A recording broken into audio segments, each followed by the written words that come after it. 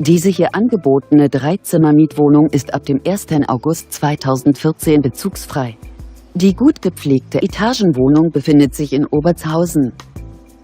Das im Jahr 1994 erbaute Haus verfügt über 2 Etagen.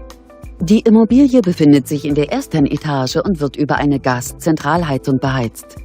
Das Objekt verfügt über einen Balkon, 2 Schlafzimmer, ein Badezimmer, eine Einbauküche und eine Gästetoilette.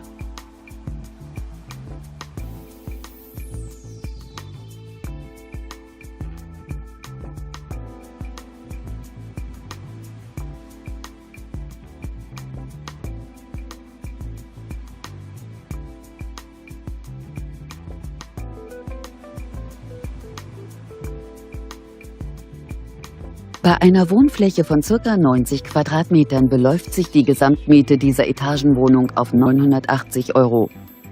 Für weitere Informationen stehen wir Ihnen unter eingeblendetem Kontakt gern zur Verfügung.